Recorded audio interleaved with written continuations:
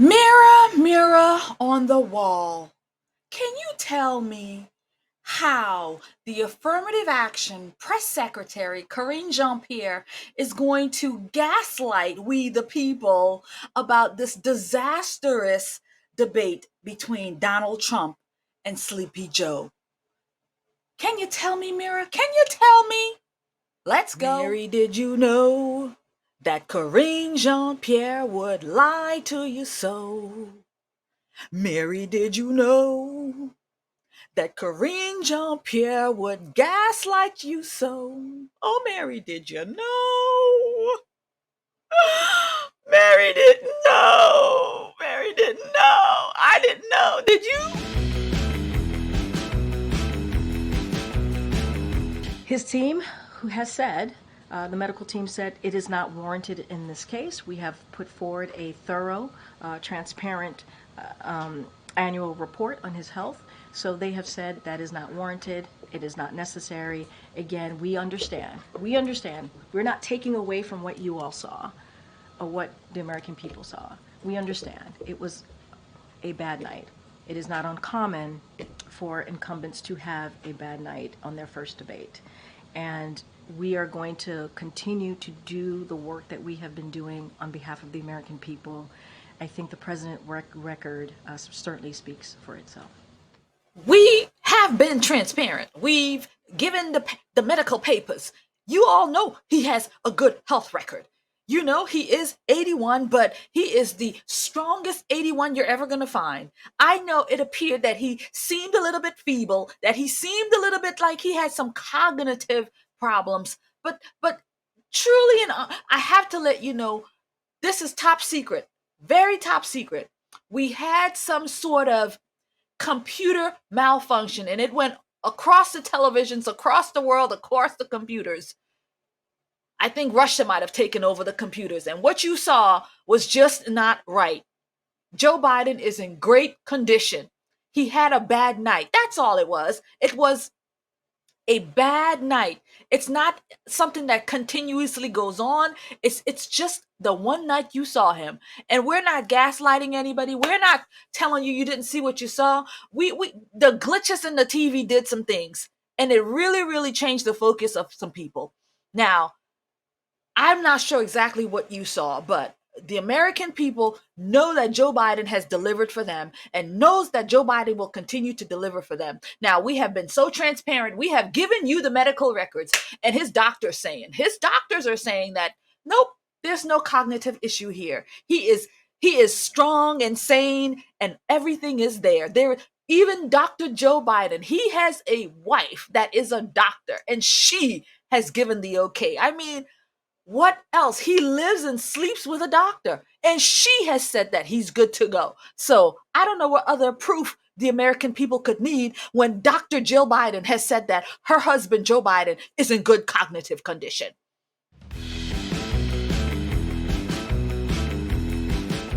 Thank you, Karine.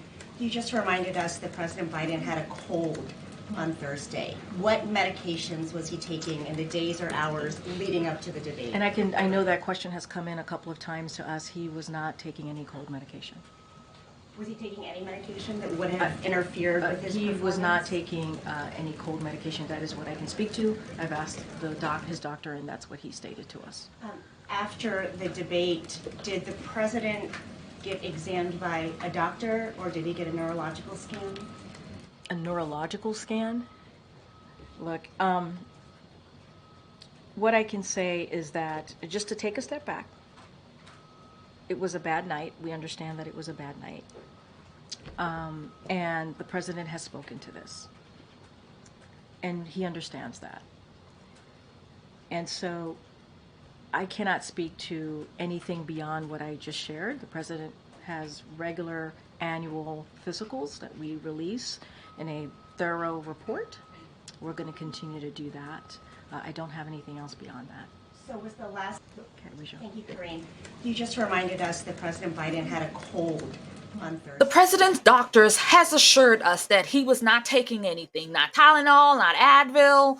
I don't know if he was taking any crack because Hunter Biden was there, but I I don't believe he was. The doctor says no, there was no cold medicine. He was not taking any kind of cold medicine. So he might have taken some crack from Hunter Biden. But that's a different story.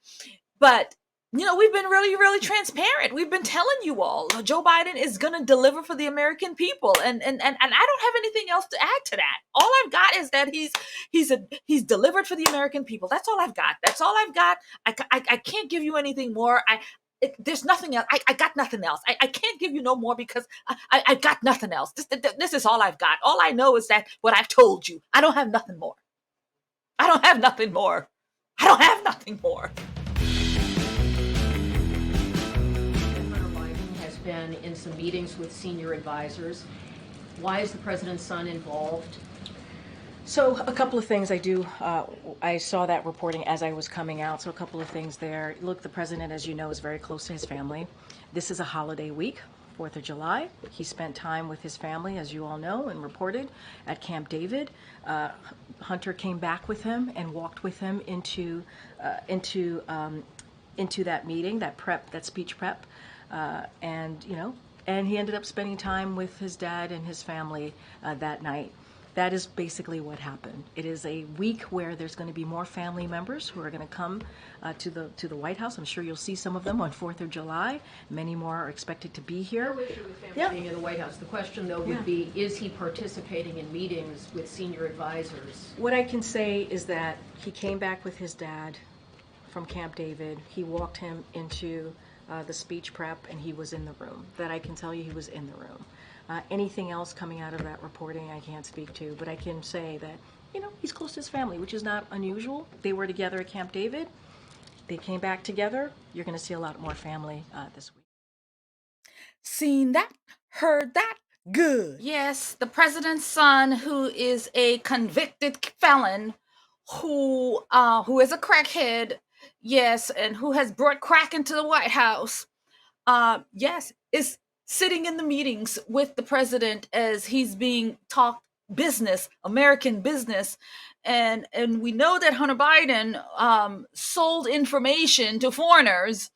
But none of that matters, none of that matters. The president's son is the president's son, and you're going to see a lot of the president's son because that's his son, and he's in the family, and he's in the house. He's going to be in the White House. He's going to be tagging along from Camp David to the White House. He is the president's son, and he will be there with the president during these times of the holiday. So, yeah, expect to see more of Hunter Biden during his time here as the president spends time with his son, because it is his son after all. And it's his son, so he can sit in the meetings, and even though he has been sold as an agent selling American secrets to foreigners, but his son, who's a crackhead, who's a convicted felon, will be sitting in on the meetings. And that's all I've got.